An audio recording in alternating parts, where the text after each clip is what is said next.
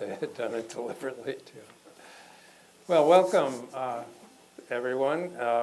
We're here for a very interesting session, I think, on the U.S. and China and its respective views of how to use the armed forces to achieve foreign policy objectives. This is part of a much broader study at the Stimson Center. I'm Barry Bleckman, co-founder here. The project is called Short of War, the U.S. Military as an Instrument of Foreign Policy. I saw Melanie Sassone, the project director, and James Stevens, one of our key researchers, are here. I'm just the pretty face involved in this.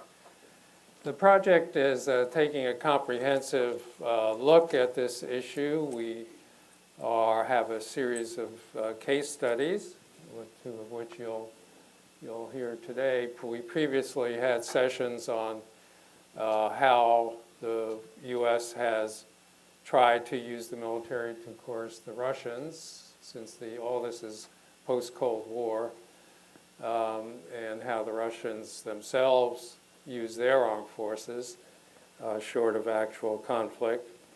And we had a session on Iran, U.S. efforts to coerce Iran and Iraq in the Persian Gulf. And I think both of those sessions were taped, and you can see them on the Stimson website. The project, in addition to the case studies, has created a database of events in which the U.S. has attempted to coerce various countries. By coerce, I mean to achieve an objective by causing the target country to make a choice to do whatever it is we want them to do, or to stop doing whatever it is we want them to stop doing, rather than achieving the objective by just destroying them or attacking them physically. Although kinetic action isn't necessarily ruled out in these things. Today, we're going to look at China. And we're privileged to have Michael Chase and Yun Sun to provide a similar two-part presentation. Michael is a senior political scientist at RAND and an adjunct professor at Johns Hopkins SAIS, just up the street here. He's a specialist in China and Asia-Pacific security issues, previously taught at the U.S. Naval War College, and is the author of a book, Taiwan's Security Policy, and numerous other chapters and articles on China and Asia-Pacific security issues. He has a PhD in International Affairs and MA in China Studies from SAIS, and a BA from Brandeis University. Yun is a Stimson colleague. She's co-director of the East Asia program and director of the China program here at Stimson. She was a visiting fellow at Brookings some years ago. And from 2008 to 11, she was China analyst for the International Crisis group based in Beijing. Yun's degrees are in Asian Pacific Studies from the Foreign Affairs College in Beijing, and as well as from, is it SAIS?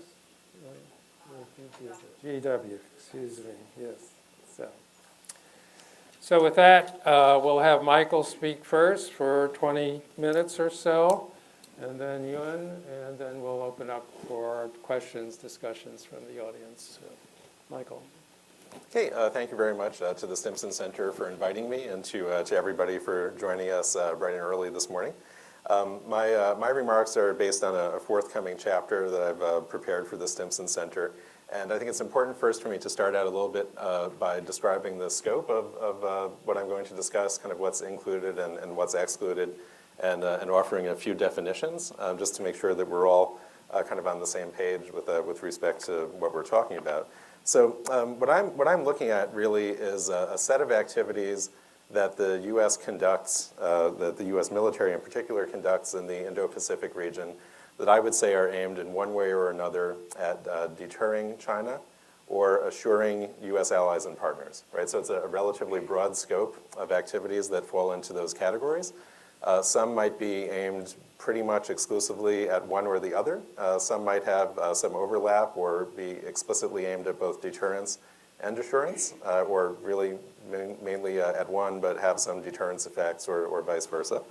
I'm not looking at a lot of things like kind of building partner capacity, a number of other kind of initiatives that you might think of as relevant to how the U.S. uses military power to try to achieve broader foreign policy objectives. And I'm not leaving those out because I think they're unimportant, but simply because something had to kind of lie beyond the scope of what we're talking about. And so things like professional military educational exchanges, a number of other things I actually think are very important means of working with our allies and partners are just are not within the scope of what I covered. What I really looked at here, again, is either activities that seem to be aimed at deterring China or reassuring U.S. allies and partners, or both in a somewhat more direct sense. So it's also important to distinguish between general deterrence and immediate deterrence. So at the risk of kind of delving into international relations theory and kind of security studies literature for a couple of minutes, I think that's very important because when we want to think about the objectives that the U.S. is pursuing and how effectively or maybe not effectively particular displays of military power or other kinds of military activities are achieving those goals or failing to achieve them, it's important, I think, first to kind of break it down into general deterrence and immediate deterrence. So general deterrence is not aimed at a particular action that China might undertake in the near term. General deterrence, to kind of borrow the distinction that Patrick Morgan, the political scientist, uses, says, well, general deterrence is to sort of discourage a rival from thinking about using military power to achieve their political objectives. It's about looking, kind of, as he puts it, too tough to be pushed around, right? In other words, it's not about trying to stop something that might be imminent. It's about sending the more general signal that the U.S. has a formidable amount of military power and the willingness to use it if necessary. In contrast, immediate deterrence is a much more pointed message aimed at deterring a specific action at a specific time, right? So and I think it's important to look at these kind of differently. And one thing that is true generally, I think, and certainly true in the case of U.S. deterrence practices in the Indo-Pacific, is that most of the time we're really talking about general deterrence, right? The kinds of things that the U.S. is doing ordinarily are not really aimed at deterring a specific Chinese action at a specific point in time, but rather fall into this kind of more general deterrence category. There are some exceptions to that. Three that I cover in the paper: the 95-96 Taiwan Strait Crisis, the kind of immediate period of time surrounding the USNS Impeccable incident when Chinese ships harassed a U.S. Navy ship. And then I also cover the case of Scarborough Shoal, possible island building at Scarborough Shoal, which Zach Cooper at AEI has written a very nice case study of, and I kind of reflect on some of that in the paper as well. And those are the three cases in which I think you can make an argument that U.S. objectives were really more in the category of immediate deterrence, as opposed to, again, where they're lodged most of the time, which is sort of general deterrence of China and reassurance of U.S. allies and partners. The other thing I want to kind of start out saying a few words about is, well, how do we know if it's working, right? One of the challenges with general deterrence is it's notoriously difficult to evaluate how well it's working. It requires insight into Chinese intentions and decision-making that I do not have. And so I cannot say, in general, that if the U.S. had not done some of the things that we do, China would have done something differently. I can say that there are instances in which we didn't achieve U.S. objectives, but the objectives might have been not really supportable with the kinds of activities we're talking about. So you could argue that, for example, that Chinese island building in the South China Sea represents some sort of failure of general deterrence on the part of the United States. But I think you could also make the counter-argument that the kinds of things that we would normally do to discourage use of force by China didn't really stand much of a chance of deterring that type of behavior in the first place, because China specifically calculated it as something that would fall below the threshold where a response, including U.S. military force, would look credible, right? So there are, I think, sometimes a mismatch between the tools that are available to us and some of the policy objectives that we might want to pursue. Or another way to look at it is the U.S. displays of military power would have to be one of several tools in the overall U.S. policy toolkit that we might try to bring to bear to discourage a particular type of activity or to accomplish a particular objective. Likewise, I think there's sometimes a kind of mismatch between freedom of navigation operations, which I do cover in the paper, and the kind of broader objectives that people sometimes attribute to them. If you read the documentation that the Department of Defense and the State Department released on the Freedom of Navigation program, you'll see that the objectives are really pretty narrowly defined. It's about it's about conducting operational activities that demonstrate our objections to excessive maritime claims. Okay, that's what freedom of navigation operations are supposed to do.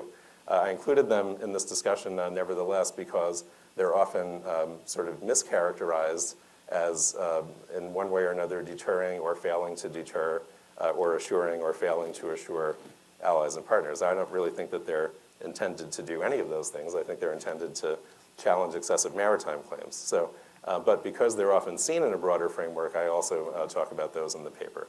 So with that as kind of the general backdrop, I want to say a few words about just kind of a selection of the activities that I do cover in the paper. So I talk about different U.S. military exercises, the kind of messages that China might take away from those. In some instances, it's not necessarily about displaying U.S. military power per se, but maybe about displaying our ability to cooperate and work closely with select allies and partners. It can, in some instances, be about inviting China to participate or excluding China from participation in those activities, as we saw recently with rescinding China's invitation to participate in RIMPAC. So is that necessarily deterrence or reassurance exactly? Perhaps not, but I think it's an important diplomatic message that can be sent, again, by inviting or uninviting, I guess in this case, a country from an exercise. I try to take a look at other kinds of U.S. military activities in the region, including also rotational deployments and kind of different kinds of access arrangements. One that I think is particularly notable is the what's called the force posture initiatives that the U.S. and Australia started toward the end of the Obama administration that, of course, are continuing now and I think are, could be viewed as sort of further strengthening the U.S.-Australia alliance. For those who are unfamiliar with the force posture initiatives, they contain two components. One is the rotational deployment of U.S. Marines to Darwin, which is, has been in the news a fair amount and probably most people know about. There's also another component called the enhanced air cooperation component of that, and so that is involves deployments of U.S. aircraft to Australia for training and exercises, not on the sort of the same long-term basis as the Marines, but if you take a look at the Pacific Air Force's website or the Australian Air Force or Department of Defense website, you'll find a bunch of press releases about exercises and training and temporary deployments of U.S. aircraft to northern Australia. So those are examples of how, without having a kind of a military base, without doing things in sort of a Cold War overseas bases style, we're able to send a message that I think is about strengthening our alliances, about reassuring allies and partners, and also maybe give something China to think about from a general deterrence perspective. So I take a look in the paper also at operations of U.S. maritime patrol aircraft out of Singapore, several other examples that I think are, again, are good examples of the U.S. trying to use military capabilities to enhance training, strengthen relationships with allies and partners, and again, in a general sense, bolster deterrence against China. These are, again, sort of selective because there's so much activity. the number of different exercises the U.S. is involved in, and again, and the paper kind of goes back to the mid-1990s, mostly with the more current focus, but there's just the scale of activity is very impressive. And so, again, for those who wind up reading the paper, you may find that your favorite exercise is omitted or a particular rotational deployment is missing, and hopefully you won't be disappointed, but that's simply because of the very impressive scale of activity that the U.S. is engaged in. I also cover kind of more general day-to-day activities that are not part of a major exercise like RIMPAC, not part of a particular enhanced defense cooperation agreement with the Philippines or something like that, but just U.S. Navy presence in the region, which is very impressive in its own right. And again, I think on a day-to-day basis, does play an important role in general deterrence and in assurance of allies and partners. The other kinds of things that I think we have to look at, and I have the kind of mini case studies on here again, are the immediate deterrence instances, which are few and far between, right? In a period going back to the mid-1990s, I can find 3 that I'm confident fit that definition. You could probably make an argument for a couple of additional cases there, but I just want to say a few words about each of the 3 instances of immediate deterrence that I cover in the paper. So the first of those is the 95-96 Taiwan Strait Crisis, when the U.S. Famously sent carrier strike groups off of Taiwan to try to discourage China from further escalating the pressure campaign and the military intimidation campaign that it was mounting against Taiwan. I think you could argue that that was relatively successful. It signaled U.S. resolve. It demonstrated our support for Taiwan. On the other hand, you could probably argue also that both Chinese and U.S. actions had some longer-term unintended consequences. I think for China, I think it's fair to say that closer U.S. security cooperation with Taiwan was an outcome of the 95-96 crisis, obviously one that China did not intend. And likewise for the U.S., I think you could probably argue that some elements of China's military modernization program may have been accelerated, or they may have decided to pay more attention to thinking about how to counter U.S. military intervention in that type of scenario. For the Impeccable incident, of course, what happened was the Chinese harassed the USNS Impeccable. It returned shortly thereafter with a U.S. destroyer as an escort. No press release necessary to explain what that's all about. I think that's pretty clearly to deter further harassment of the ship. So in that sense, I think you could argue that that was a successful instance of immediate deterrence. On the other hand, it did not put a stop once and for all to Chinese harassment or Chinese responses to U.S. military activity, either surface ships or aircraft that we consider problematic. So again, it may be a little hard to evaluate. If the objective was in the short term to prevent further Chinese harassment, I would argue it was successful. If it was in the longer term to dissuade China from doing that sort of thing, well, China has on occasion PLA Navy or Chinese air assets have conducted unsafe interactions with U.S. surface ships and aircraft since that time. So the problem has not entirely gone away. And then the third kind of a mini case study in the paper is the Chinese attempts to, or possible Chinese attempts to do island building at Scarborough Shoal. So for those who are not familiar with the Chinese island building campaign in a lot of detail in the South China Sea, the short version of the story is that they conducted an enormous amount of land reclamation over a relatively short period of time, built up 3 facilities in particular at Fiery Cross, Subi, and Mr. Freefs that are essentially kind of air and naval bases in the South China Sea at this point, or that could be used that way if they so desire.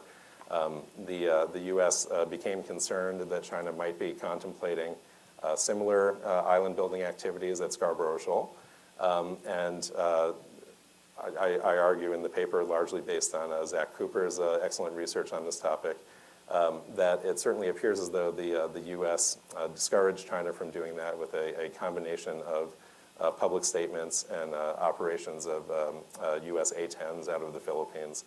Now, to definitively state that that was a successful instance of immediate deterrence, I think would probably require greater insight into Chinese decision-making than I have. So that's an important caveat. But it's what looks to me, at least, as a pretty successful case of displaying military power in a way that was designed to deter China from undertaking a specific action at a specific time that we clearly did not want them to do. So where does that leave us? Well, I think this leaves us in a situation in which we have a much more competitive relationship with China that I think everyone can agree that that is not only how it's characterized in the national security strategy and national defense strategy, but in fact I think is the direction in which things have been moving for quite a few years before that, if not longer. And I think that kind of elevates the importance of looking very carefully at how we use military force, or military power short of the use of force, to try to deter China, to try to assure our allies and partners. One of the challenges I think that is involved here is that if we really think about the relationship as one in which we're on a more kind of competitive basis over the longer haul, we have to be very clear about the signals that we try to send. That's not always very easy to do. We also have to make sure we clearly understand the signals China is trying to send us. Also easier said than done. So I think more attention needs to be devoted not just to the thinking about the actual kinds of activities themselves, but to the kind of communication or strategic messaging kind of component that goes along with them. And I think we also have to be kind of realistic about what specific kinds of actions are likely to accomplish. And we have to think very carefully about how to align those displays of military power with other diplomatic and economic and kind of informational tools that are in our toolkit. So actually, just before we got started this morning, we were kind of talking amongst ourselves about the latest Taiwan Strait transit by a U.S. Navy destroyer and by a U.S. Coast Guard ship. And I think that those are very perfectly reasonable things to do on a regular basis. I think that they're typically accompanied by some sort of press statement that says something like it reflects the determination of the U.S. military to fly, sail, and operate wherever international law allows, and that's fine. And if it's also intended as kind of a general signal of U.S. support for Taiwan, I think that's fine. But to really get the kind of best effects out of those kinds of activities, that you really need to kind of synchronize them with again, with the kind of diplomatic and economic and sort of informational tools that we have in our toolkit, both because I think that's the way to send a very clear message, and also because the kind of threats that we're trying to deter are multidimensional. The concerns allies have when we're trying to reassure them are very multidimensional. So again, just to specifically to take that Taiwan example, is Taiwan only worried about military intimidation by China? No, they're also worried about diplomatic isolation. They're also worried about Chinese economic coercion.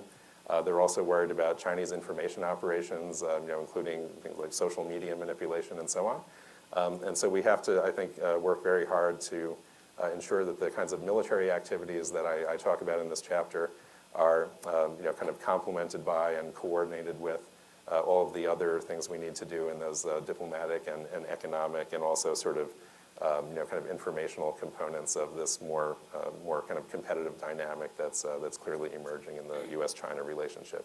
So wrap up there, and I'm really looking forward to our next set of remarks and then to your comments and questions. Well, thank you very much. And now we'll turn to the Chinese side.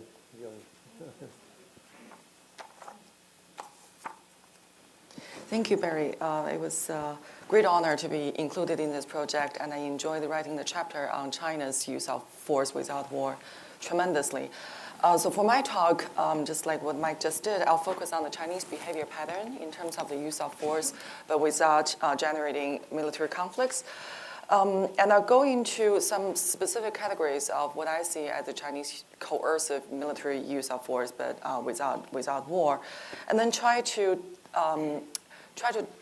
identify some of the characteristics of the Chinese approach, as well as whether the Chinese approach has been successful or not successful. But then again, the judgment of whether some of the Chinese campaigns are successful or not depends on whether you are looking at the immediate military and the operational goals, whether the Chinese achieve those, or you look at as the Chinese would argue, that all military activities are political in the end, if they serve the political purpose in the end to deter further transgression from the antagonistic, then the Chinese sometimes define that as successful.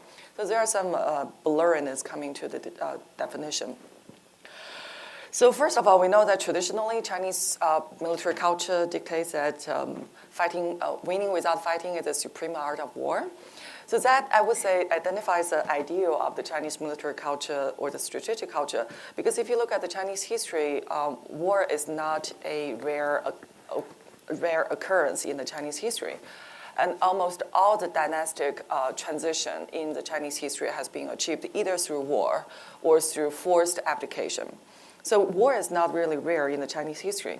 But since 1949, the Chinese would argue that the number of wars that they have fought since 1949 is extremely small. They recognize basically only 3.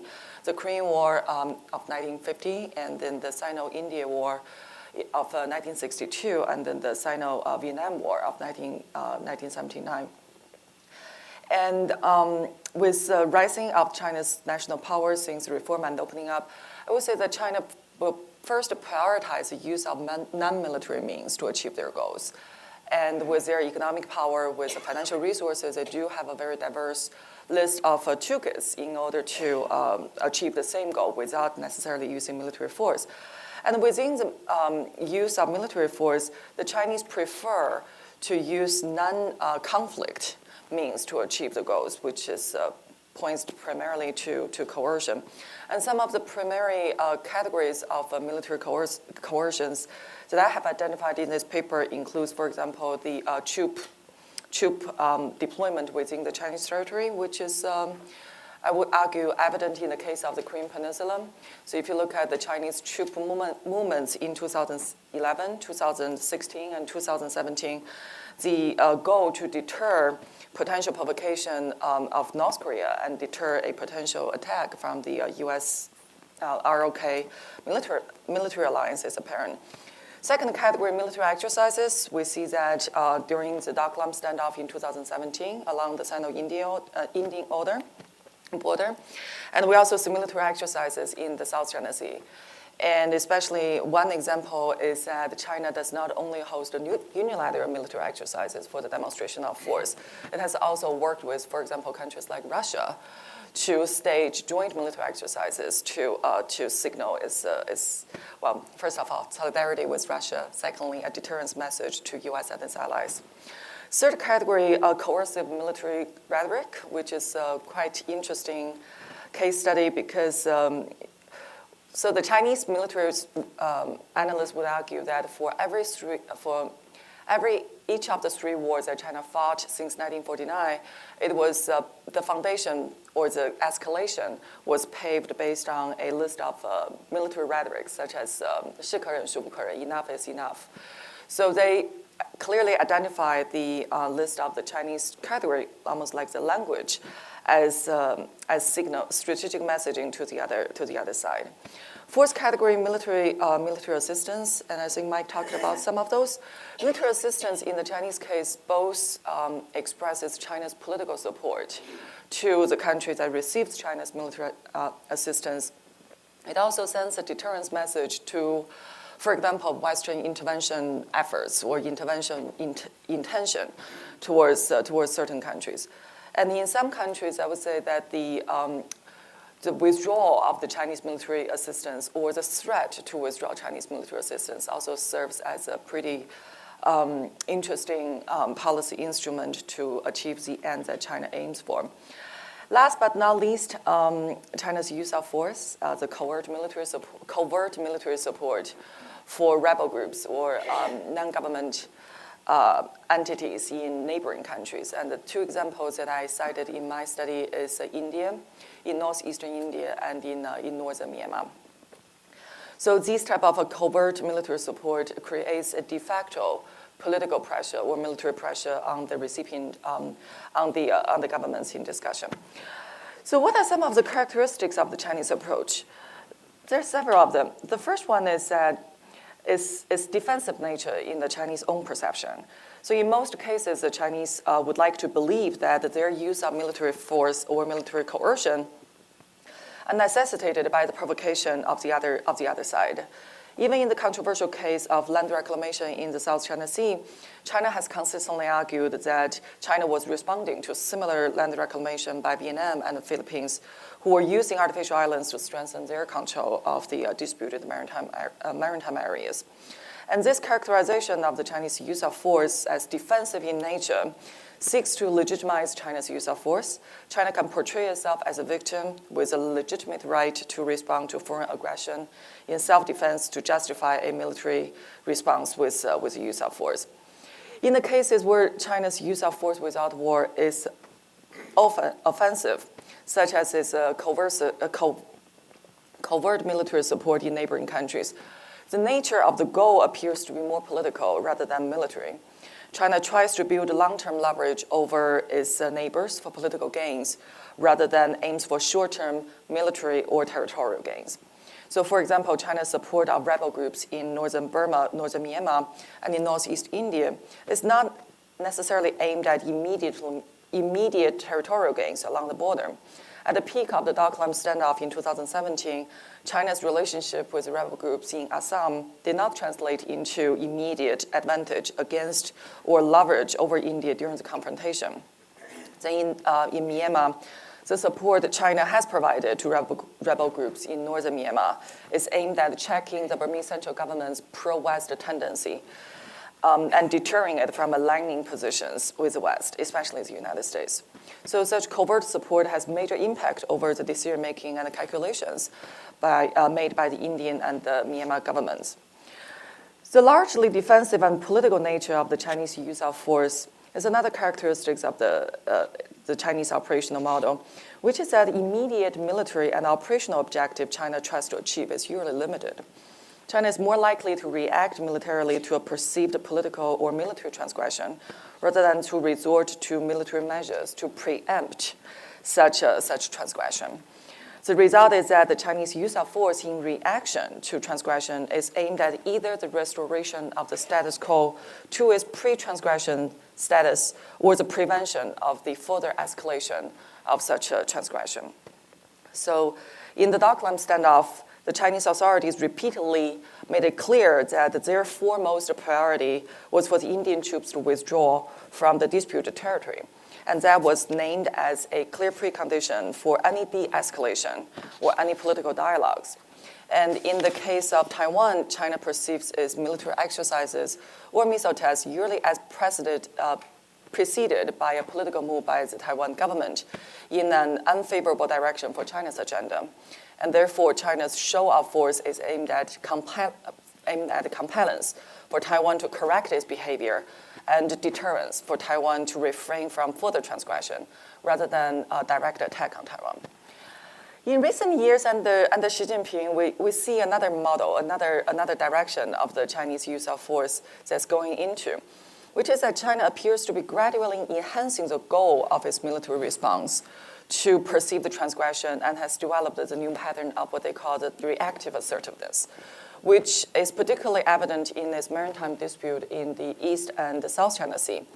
So the pattern at hand is that China responds to an act of perceived foreign transgression, but instead of restoring the situation to its original status quo, China will continue to push and punish the antagonist for its wrongdoings, with the result being an improved Chinese position compared to the pre-transgression stage. So in the case of, for example, the 2012 Japanese nationalization of the Senkaku Diaoyu Islands, China not only pushed to undermine the political legitimacy of nationalization case, but also pushed for its military and paramilitary to patrol in the disputed water, forming a new status quo of what the Chinese call the co-administration of the disputed area. So this changed the original status quo of Japan's sole administration of the Senkaku Diaoyu Islands, which was legally recognized by the United States based on its treaty obligation.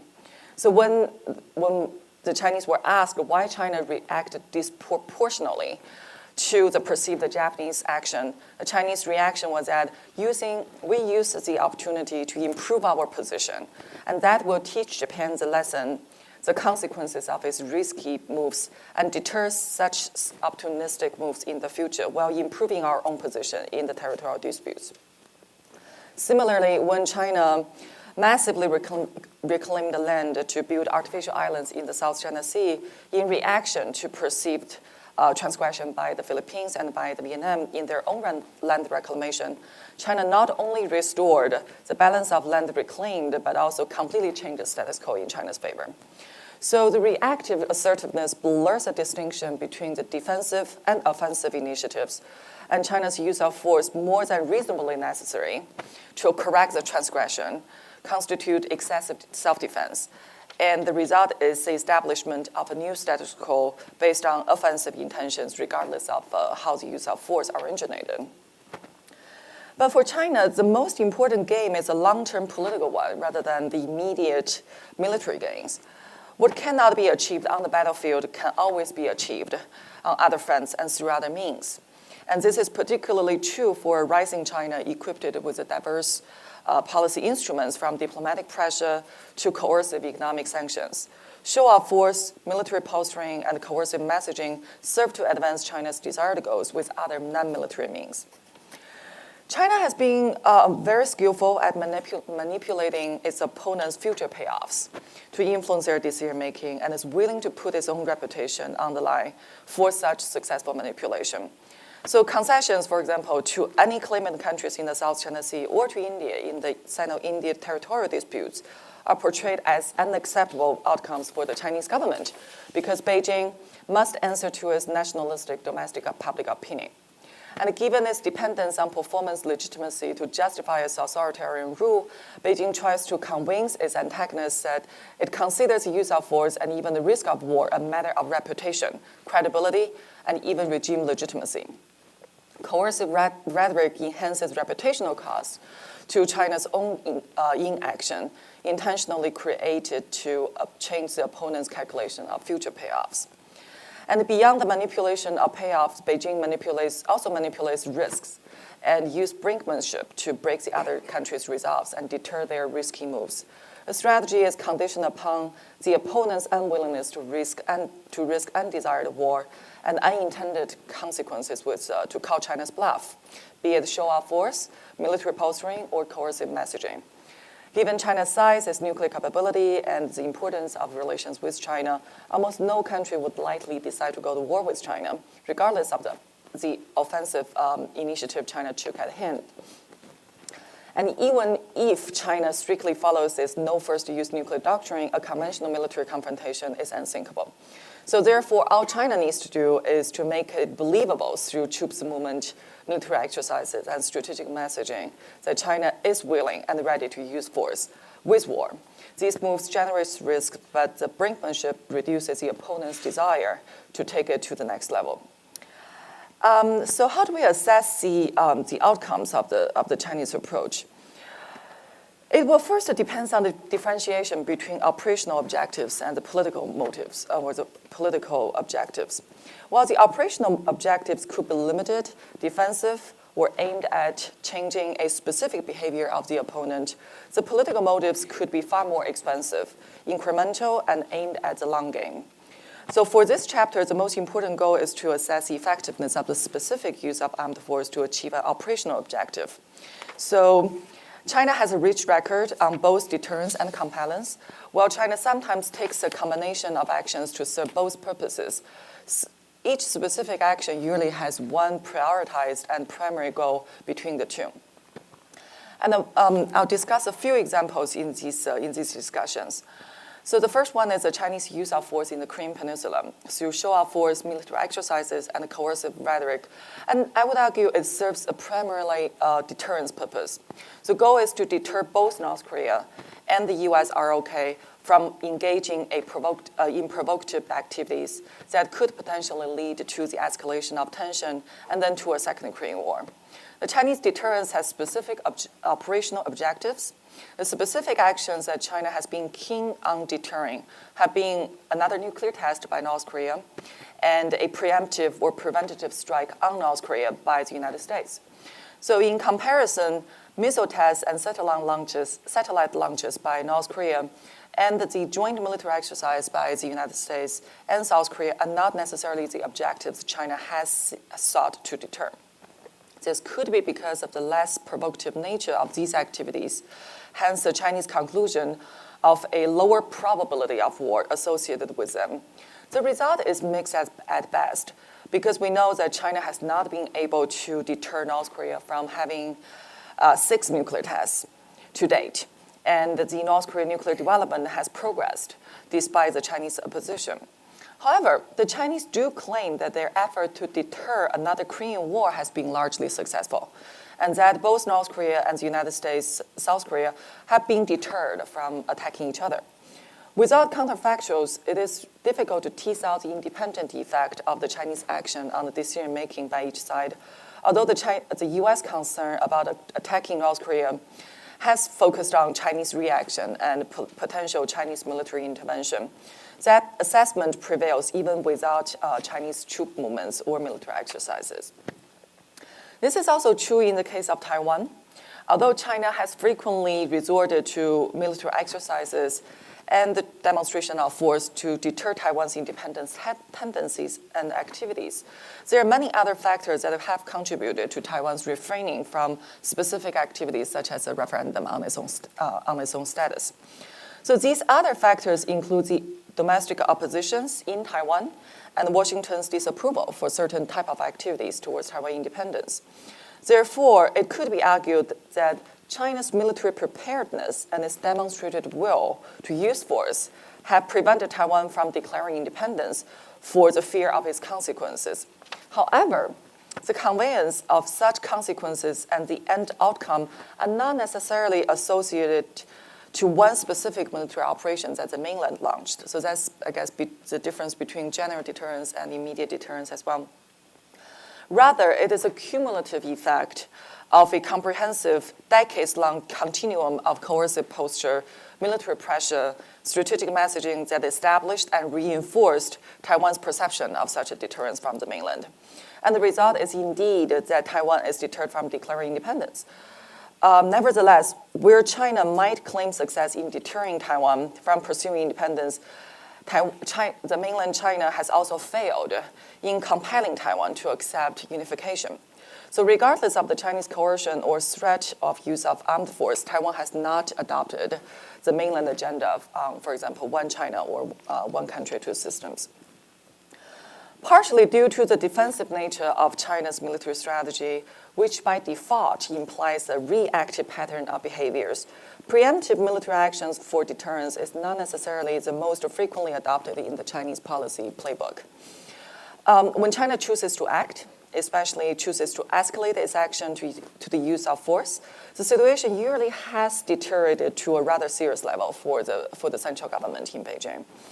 Many, if not most, Chinese deterrent behaviors are observed on long-standing issues that have severe implications for China's national security, especially in the cases of North Korea and Taiwan. In comparison, the deterrence effect through military assistance to pariah state or through military exercises in territorial and maritime disputes are aimed at the long-term political rather than immediate military objectives. And in terms of their effectiveness, positive outcomes are observed when China aims at its most important agenda, such as the prevention of another Korean war or Taiwan independence. However, China has been much less effective in deterring anything less than its absolute bottom line. China's record with compellence is equally mixed. There are examples of positive outcomes. For example, China's salami slicing technique in pushing the envelope with the U.S. through land reclamation in the South China Sea has been seen as relatively successful. Although the U.S. does not accept the legitimacy or any claims associated with the artificial islands, the Chinese artificial islands successfully, at least in the Chinese view, changed the status quo and compelled the countries in the region, especially the other claimant countries, into coping with a new reality, regardless of whether they accept it legally or nominally. And the Chinese achieved it under the banner of self-defense against reclamation activities of other claimant countries. The same type of reactive assertiveness also compelled Japan and the U.S. into a new reality in the East China Sea over the so-called co-administration of the area surrounding the Senkaku Diaoyu Island, proclaimed by China. Although neither Tokyo nor Washington accept the term co-administration, the fact is that the Chinese civilian and paramilitary vessels, as well as military jets, have been entering the disputed area to implement what they see as administrative measures, including the aegis announced in 2013.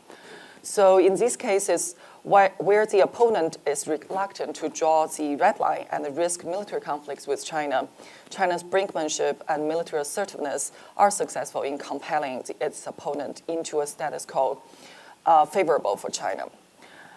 Nevertheless, when China attempts to use the same salami slicing tactic with India in the border dispute and deploy patrol troops and road constructions to expand and strengthen China's control along the line of actual control, although the line doesn't really exist, the compellence campaign to force India into accepting the new status quo was met with primarily negative outcome. India's strict tit-for-tat response and its willingness to sustain prolonged confrontation with China had ended each crisis with troop withdrawal from both sides, so not just India, but also China. Similarly, China's efforts to coerce or compel South Korea into abandoning the deployment of the THAAD system was also met with firm reaction by South Korea. Despite the Chinese political coercion, military coercive rhetoric, and computer-based exercises with Russia, as well as economic sanctions on South Korea, Seoul rejected the Chinese compellence for it to revoke the THAAD deployment decision.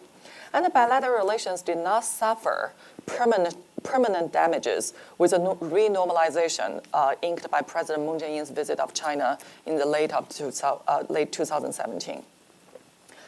Interestingly, in the Chinese view, negative outcomes in China's effort to compel opponents are not permanent. The Chinese would like to justify the cases of failed compellence efforts with a future deterrence effect. That in each case, although China has failed to change the antagonist behavior in the short term, it is successful, or Beijing believes it is successful, in making the opponent feel the full strength of China and changing their long-term calculus about rejecting an open demand and pressure from China. So in the case of South Korea and the THAAD deployment, the Chinese have argued that South Korea is unlikely to repeat its mistake the next time it is faced with a decision about deploying a military system Chinese see as harmful for China's national security. So for China, the long-term political objectives seems to be more important. So I'll stop there. Thank you very much. Thank you. Yeah, that's very good. Well, I'm going to take the prerogative of asking the first question, if you don't mind. Michael, in your paper in discussing China's gray zone activities, you say they're designed, and I quote, designed to fall below the threshold that would make the threat of a military response credible. And I'm just wondering what you and Yun thinks gives them that confidence that what they've been doing in the island building or in with the Japanese would not provoke a stronger U.S. response. I could think of several things, but why don't you? So I think fundamentally the reason that they like to use the Coast Guard and the maritime militia is partially, well, with the Coast Guard, it kind of, again, as we just heard, kind of creates the impression of their own level of administrative control, that they're using it for, for sort of maritime law enforcement purposes and so on. But I think more broadly, they're kind of operating in that space because they think it is unlikely to result in the United States risking a direct conflict with China to prevent that kind of activity. So now that might be a miscalculation on their part. There might be some upper end of the gray zone activity that kind of gets beyond that threshold, but they haven't reached it yet. And so I think that their calculation is that they can kind of sort of incrementally expand their position without triggering a response by the U.S. or its allies and partners that would sort of appear to be an escalation, right? Because if China's using the Coast Guard and Japan responds with the Maritime Self-Defense Force to the Chinese Coast Guard, then that would make it look as though Japan is escalating, even if in fact they're really not. I mean, that would, I think, be the impression it would create. And so I think the Chinese have sort of calculated that that they can achieve some of their objectives in this area, again, without triggering that kind of response for those reasons. Thank you. Would you like to? Sure. I'll just add that. So for example, in the East China Sea, I think the Chinese. One of the reasons that we were perplexed about why China reacted so disproportionately to the Japanese nationalization of Senkaku Diaoyu Island, and the Chinese reaction is that, well, they saw the exercise of administrative control, and in this case, the exercise of Japanese law, the application of Japanese law in the Senkaku Diaoyu Island as a piece of evidence to support sovereignty. So I think the conclusion that the Chinese have drawn from those cases is that the exercise of civilian administrative control in those areas would serve as evidence to strengthen the Chinese claim of sovereignty in that area as well. So I think that's why they have prioritized the gray zone operations, also because the gray zone operation is under the threshold from a military perspective. But eventually, the Chinese calculation is based on the judgment that the U.S. is not willing to call China's bluff. The U.S. is not going to risk a military confrontation or conflict with China over this type of activities. And some of them is associated with perception in China about Obama administration's priority in seeking cooperation with China on a long list of issues. And I don't think the Chinese will feel the same level of confidence coming to Trump administration today, for example. Okay. And just one more question I ask you. It's been 20 years since we've had a real Taiwan crisis, but this year, you could say the U.S. administration now is a little less delicate in its handling of our relations with Taiwan, starting with a famous phone call, and now more recently arms sales and various visits. And the Chinese are expressing greater concern about the upcoming election and fears of pressures within Taiwan toward independence. Do you see a new crisis emerging, or will cool heads prevail? I think it's entirely possible that we're headed for a period of heightened tension and possibly a new crisis. Whether it would happen in the run-up to the next Taiwan election or maybe following the next Taiwan election, if China is unhappy with the outcome, I think either is possible. The latter might be a little bit more likely. I think the Chinese have possibly kind of learned their lesson about looking too heavy-handed in the immediate run-up to the elections. So my guess is I think they understand that can be counterproductive from their point of view. But if they're, if they're unhappy with the outcome in particular, I think you could really see China turn up the pressure on Taiwan in a way that might precipitate kind of another Taiwan Strait crisis.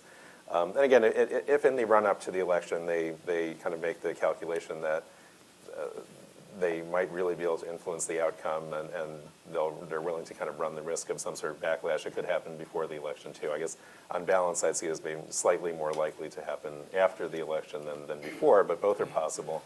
And I think we're in a situation right now where it is possible that Taiwan might do something that China feels that they have to respond to, but I think it's really China that is sort of doing more to kind of push the status quo in a different direction in terms of diplomatic isolation and economic pressure on Taiwan, military activity around Taiwan, and also certainly if you ask people in Taiwan, they'll point to different kinds of Chinese information operations directed against Taiwan. So that I see as kind of the kind of principal risk. Now, I mean, is it also possible the U.S. might do something that's intended to signal support for Taiwan, but inadvertently triggers some sort of response from China? I mean, yeah, I think that's possible too.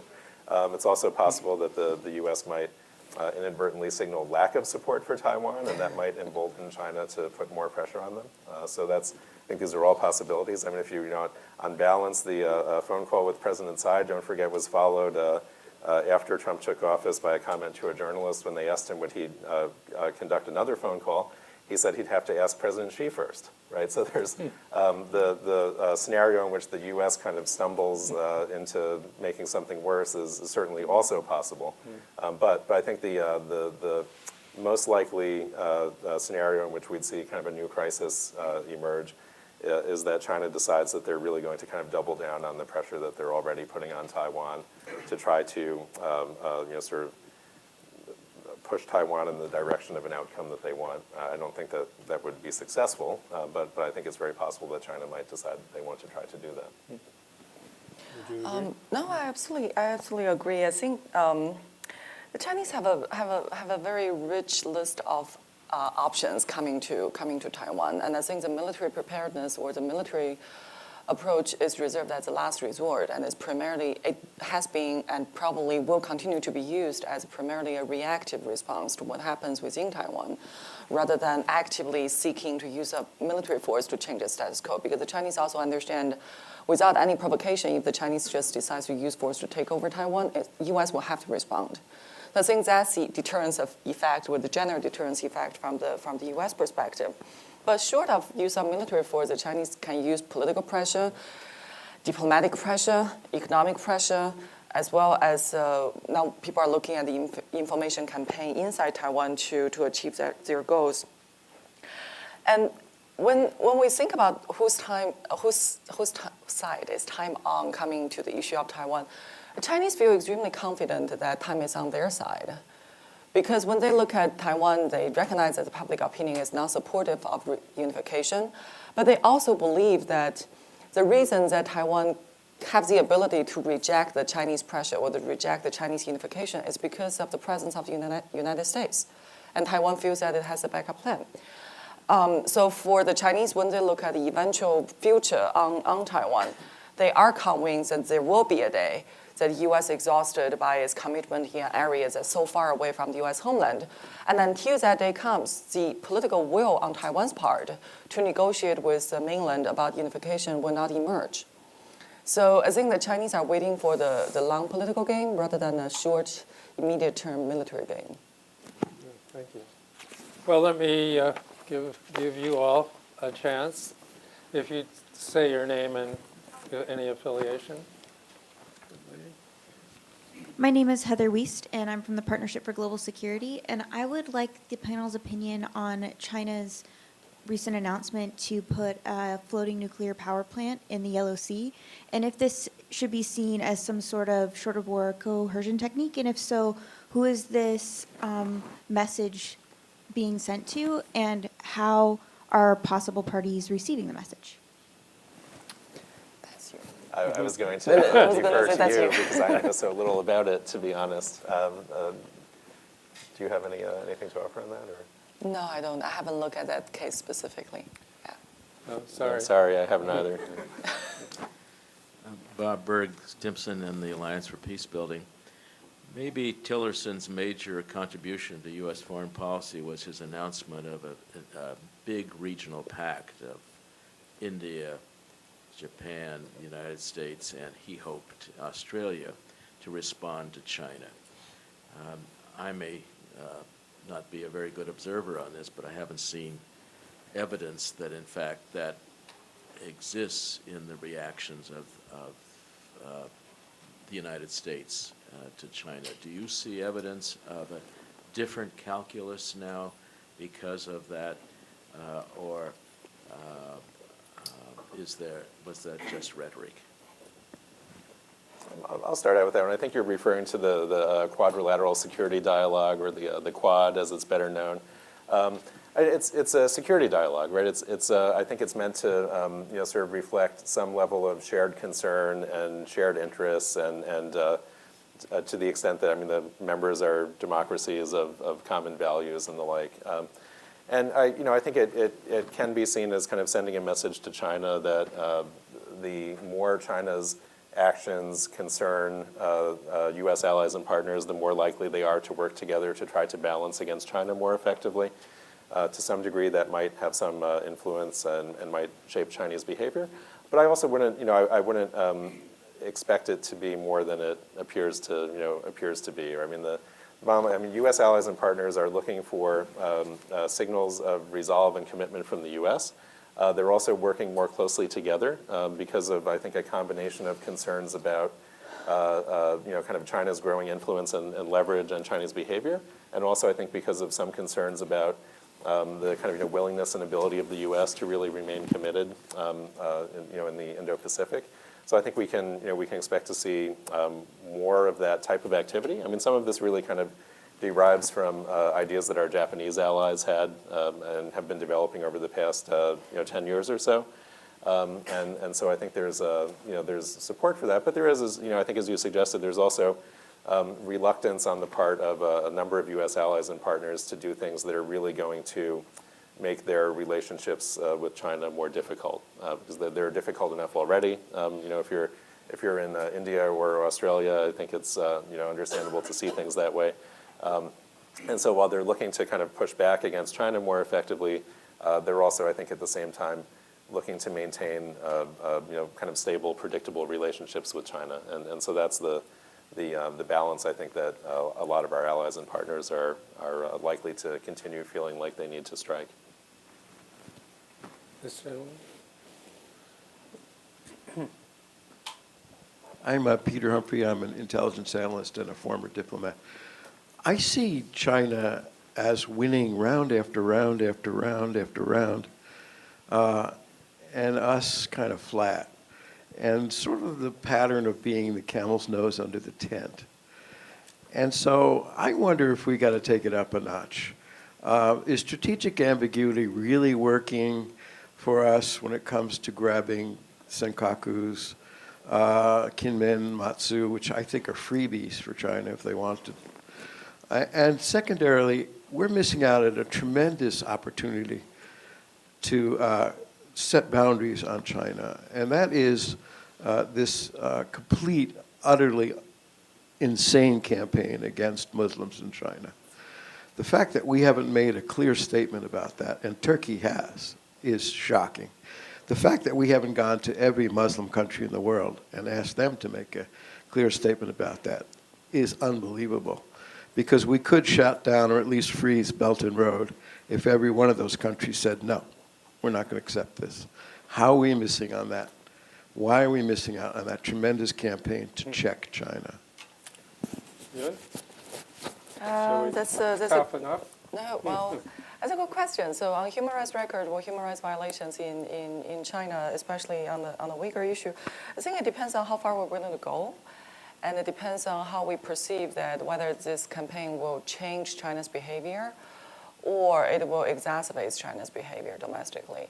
Like within the Muslim world, I would argue that the Chinese feel that they have secured the support and the cooperation from a number of Muslim countries, and not least UAE, Pakistan, Saudi, and Iran. So I feel that for U.S. to build a campaign against China on this issue is going to meet with the diplomatic oppositions, I think, pressure from these countries. And I wonder whether Mike has different idea. I'll come out on the first part of the question. I think actually on the Senkaku Islands, the current and previous administration stated pretty clearly that they're covered by the Mutual Defense Treaty because they're under Japan's administrative control. So notwithstanding the U.S. Avoiding taking a position on the sovereignty claims, we've There's not a Japanese admiral that believes that. Well, there are Chinese admirals who believe it, and I think that's the message that we're trying to send out. I mean, I think oftentimes, it's said that it's easier to deter adversaries than it is to reassure allies and partners, and this may be an example of that. So, I mean, I think when President Obama and then subsequent, and also the current administration have said Article 5, the defense treaty applies to the Senkaku Islands, I mean, the Chinese have to take notice of that. So I'll give the Obama administration credit for making that at the highest level, a clear public statement. On the Philippines, I think our allies in the Philippines for a long time felt as though why are they not getting the kind of same level of clarity that Japan gets with respect to the Senkaku Islands? Well, they've now come certainly a lot closer to that with Secretary Pompeo describing the U.S. commitment to the Philippines in more detail publicly and saying the defense treaty applies to, and this is a little wordier than what we said about Japan, so forgive me if I don't get it exactly right, but but I think it was to the armed forces and public vessels of the Philippines in the Pacific, which includes the South China Sea, or something. I think I've got the key elements of it. I got the key elements of it right. So that's a more clear statement about that. Now, I mean, Taiwan is always sort of a different case, but again, and a special case. But again, I think that the Chinese have had, at least since the mid-1990s, the clear impression that, notwithstanding the so-called strategic ambiguity about Taiwan, that they have to prepare for the likelihood of U.S. intervention in the event of a serious Taiwan Strait crisis. So I think we're, in those areas, I think the message is either pretty clear or, with the case of the Philippines, has gotten more clear, which is good. On the Xinjiang issue, I mean, I think you're absolutely right. I mean, it's a terrible situation. I think that the U.S. should be speaking out more publicly and more clearly about that. I think it's kind of sort of internationally shameful for a lot of countries that they're not saying more, apart from Turkey. I mean, I unfortunately don't think that there's a lot of appetite in some of the countries that should be saying something to do so. But I think to the degree it's possible, we can find other countries who are willing to speak out more loudly and more clearly. We absolutely should be doing more in that area, as well as should quite a few other countries that are on that list of ones who I think have not said or done enough. Thank you. Paula? Thank you. Thank you very much. I'm Paula Stern, my independent consultant.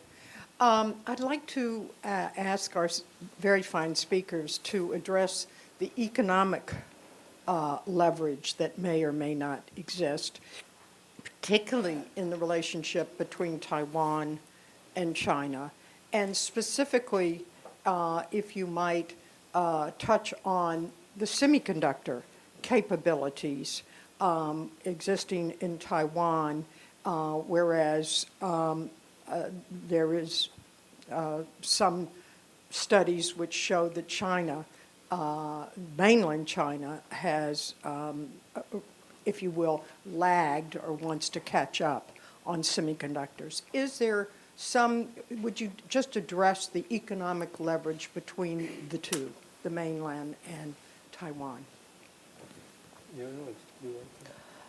Sure. I think in the context of the trade war between U.S. and China, Taiwan is a particularly interesting case that's caught up in this trade war because on one hand, semiconductor chips has been offered by the Chinese on the table as a part of the trade deal with the United States. So that is to say that if China is going to promise to enhance import of American products to China, then the semiconductor chips will be has been listed as a pretty big item in the list, and that's inevitably going to affect Taiwan's ability or affect Taiwan's export of semiconductor chips to China. So I think there is a case there to be argued. But on the other hand, if further looking down the road, if the next stage of the trade war is indeed a technology war, that the U.S. is going to pursue some sort of export control on semiconductor chips capability and technology to China, then China will have to look for additional or alternative sources or access to suppliers. And the couple of potential suppliers that are identified on that list include Europe, Japan, South Korea, and Taiwan. So I feel that the case can be argued from both sides. I think there is negative influence over Taiwan. There's also going to be some, depending on how Taiwan makes a choice. And I'll just add briefly that with the kind of China's overall policy toward Taiwan, I mentioned the diplomatic isolation, economic coercion, and so on earlier. The economic part of that, I think is, China has tried to signal its displeasure with President Tsai's unwillingness to accept the 1992 consensus on China's terms. They've done that in part by reducing the number of Chinese tourists going to Taiwan. I think that is, represents a certain amount of exercising their economic leverage, and I think is also kind of meant to signal that they have more economic leverage, and they could escalate economic pressure on Taiwan if they elect to do so. On the flip side of that, China also has the 31 measures, which are a set of economic incentives that are intended to kind of entice more economic engagement from people in Taiwan. So Their economic approach to Taiwan is sort of a combination of pressure and threats and coercion, and also inducements to try to maybe win some of the hearts and minds that they're alienating in a lot of other ways, I guess, as well as to try to kind of encourage closer economic cooperation. For Taiwan's part, I mean, they've been worried for successive administrations about kind of exposure to Chinese economic coercion. And that was, a big reason for the sunflower movement, kind of, upending some of that during the Ma administration. And under President Tsai's administration is pursuing the new southbound policy to expand Taiwan's economic interaction with South Asia, Southeast Asia, and Australia and New Zealand. And again, I think that's also kind of a means of diversifying and sort of limiting exposure to Chinese economic coercion, at least to some extent. And that seems to be making some good progress. So it's a really interesting story, and I think you have to kind of look at both what China's doing and the kind of countermeasures that Taiwan is pursuing in that respect. Sure. Ms. Lady? Hi, thank you so much for speaking to us today.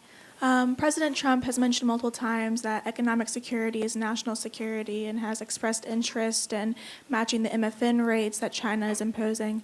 How would this trade deal increase tensions, not only economically, but how would that then spread into military and technological areas that the two countries share? So how will I'm sorry, I didn't get the gist of the question. So how will the trade deal or trade war affect the military security between the two? Yes. That's a very good question. That's such a broad question. What do you think? Well, okay, in short, I mean, if you want to look at this in the sort of broadest context, I mean, over the last, 20 years or so, I think you've often heard people argue that when the U.S. and China have tension over security issues in their relationship, that the kind of economic connectivity between the two is sort of a foundation that keeps things from getting kind of too far out of control on the tensions over security issues. Right now I think we see something very different, which is that because of China's economic policies, the economic issues are kind of like an equal source of friction in the relationship alongside friction over security issues, as opposed to kind of the ballast or whatever kind of keeps things from getting excessively competitive or something along those lines, right? And now I think instead the economic component of the relationship is really turning into kind of one of the major dimensions of competition, right? So that's the biggest change in my view. How that really interacts on the security side is still a little less clear to me. I'm not sure if because I just haven't figured it out yet, or because we can't figure it out yet. We need to kind of see some more developments on that front. But I think there are some clear intersections between the two. I mean, how tariffs on different products and things, and also keep in mind the I think extremely ill-advised tariffs against U.S. allies and partners also, and so on. So that all kind of plays into that. But in the areas where the intersection is more clear, I think that's really on the kind of technology sort of Cold War that you described. And so there I think you see kind of the intersection of the economic friction and tension and the security friction and tension. And so that's over things like Huawei and 5G and all the kind of technology issues that I think really sit at the sort of the nexus of the economic and the security conflicting interests and tension and friction in the relationship. That's where I think we're going to kind of see the clearest connection. But I think it, as you suggested, could be a lot broader. Can I just follow up on that? I just got back from Beijing last night, and the overall sense in Beijing is that, well, first of all, there is a retrospection, recalculation of the assertive foreign policy that Xi Jinping has been pursuing. Whether the premature challenge of the U.S. hegemony or the U.S. supremacy is really a wise choice for China. And there are criticisms about the overall assertive foreign policy that Beijing has adopted since 2013. So I think for the foreseeable future, with the trade war, with potentially a trade deal, I think the Chinese have become much more cautious in their challenging of the U.S. national interest, not only not only in the Asia Pacific, but also more broadly. There's a very clear sense that the Chinese are looking for areas. Is there still any area left that U.S. and China could cooperate together? That's the essential question that's being asked in Beijing. And I think the Chinese are very eagerly seeking identifying areas of potential cooperation that they could still claim that this relationship is cooperative in some aspects rather than accepting a full confrontational new Cold War narrative. So eventually, I think for the foreseeable future, we are going to see China being more cautious about its security and its foreign policy, especially vis-a-vis the United States. Thank you. This gentleman over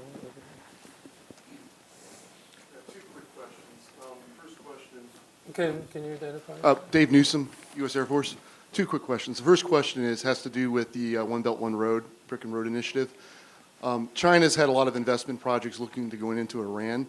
What do you foresee with the Iranian sanctions potentially getting more ramped up on China? Will it force the Chinese to actually reconsider, or will they continue to go ahead with a lot of those investments because of secondary U.S. sanctions?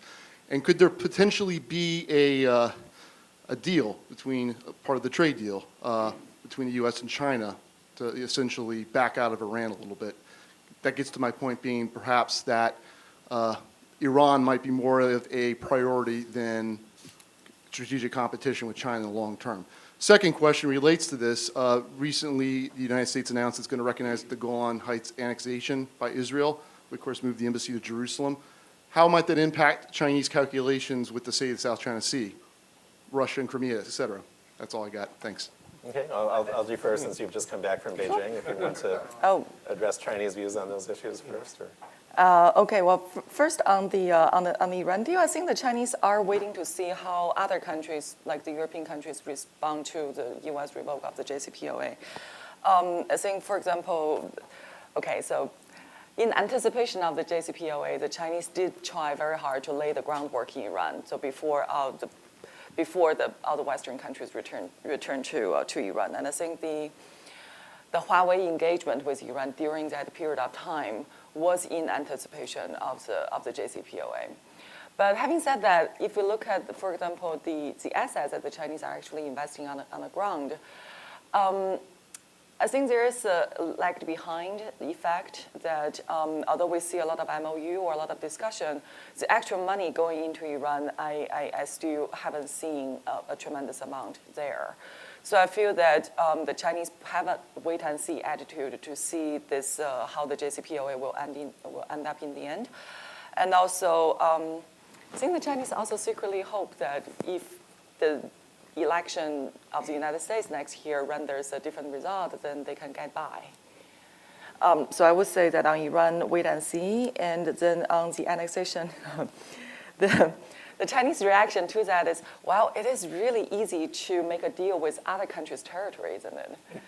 That you can just promise the territory of another country to, as your diplomatic favor to Israel. But in terms of the policy implication, I haven't seen a strategic assessment how China is going to react to that. But it's more of a mocking that, well, it is easy just to use other countries' of course, the Russians already said, well, this shows that their annexation of Crimea is totally legitimate. So I think it was kind of an own goal in terms of the precedent and the message it sends for other countries. I think that was a mistake because of the the broader consequences. And I'm not surprised to hear the Chinese kind of say, oh, well, obviously this is linked to the Israeli election. I think that's a pretty on-the-money analysis on their part. So that's the broader issue. I mean, I agree that I think there's sort of a wait-and-see thing going on the Chinese side. Other questions? Yes?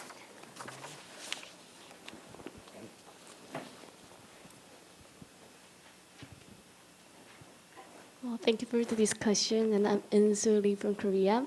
And I want to ask you a sort of like general question regarding North Korea and American summit this year.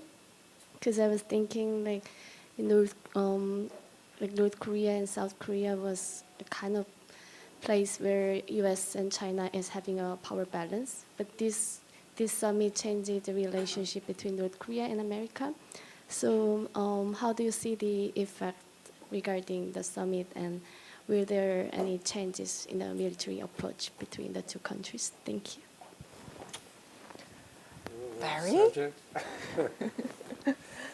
Any comments? Well, maybe we could address from a Chinese perspective what it means for China. I mean, I haven't had the kind of recent interaction with Chinese counterparts that you have, but my impression from just reading the kind of published Chinese responses is, well, I mean, basically it's moving in a direction that seems to be more or less consistent with where China wanted it to go. North Korea kind of curtailing their or refraining from nuclear and missile tests, and the U.S. backing away from exercises, which seems to be, so I mean, in that respect, I think those are outcomes that were basically what, maybe not everything China wants, but are at least among the things that, that China would find to be kind of favorable to its interests. I would say the Chinese feel that the current situation with the Korean Peninsula is not the worst at all. That there's not the imminence of war. North Korea has not conducted a nuclear test. So for the Chinese, they see this overall trajectory as positive. What they couldn't figure out was what really led to the failure in Hanoi, whether it was the North Korean negotiation team that had a fallout, or that President Trump going into Hanoi did not have the intention to make a deal to begin with. So I think that's the part that they're trying to figure out, but the Chinese overall bottom line position is that the U.S. needs to be more accommodating, and the U.S. needs to accept this position, this strategy of step-by-step incremental action for action formula to eventually lead to a more amicable resolution of the nuclear development issue. And the Chinese would like to play the role of almost as a guarantor, as an external guarantor of an arrangement between the United States and North Korea. And the argument is that North Korea and the U.S. do not trust each other. So for any deal to work, the internal strength is not going to be sufficient. So there has to be some sort of external guarantor for this deal to happen. And I think that's the role that China has carved out for itself. So it's just waiting for U.S. to come to Beijing and say that if we're going to have a deal with the North Koreans, would you like to be the guarantor for that deal? Did you have a question? No. Other questions? This one in the back. Wait for.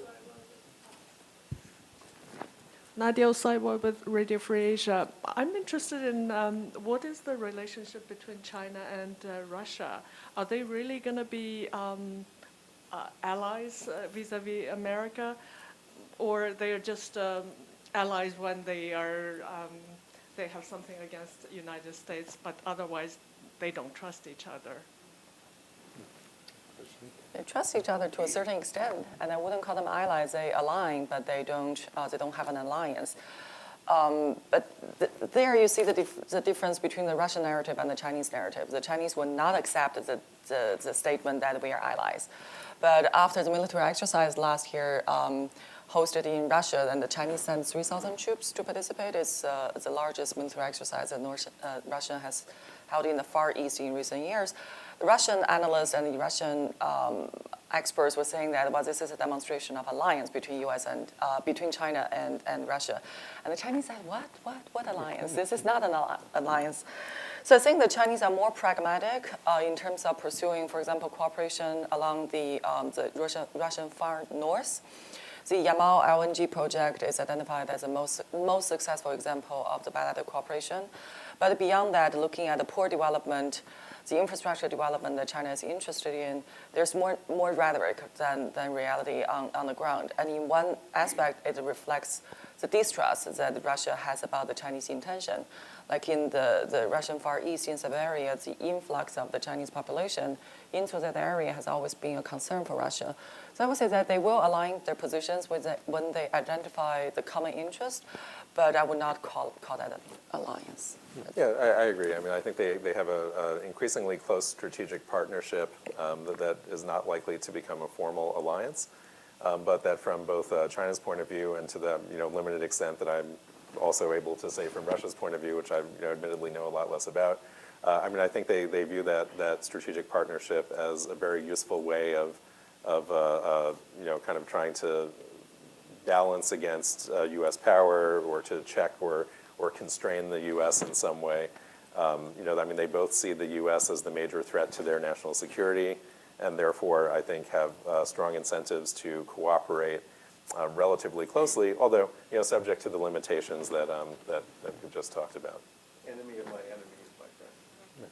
Maybe a little more than that, but that's the fundamental underlying basis for it, I think. Yeah, and the counter argument to that is in the Chinese narratives that no matter how much we resent the United States, it is Russia who has taken most of our territory. So. Well, it's just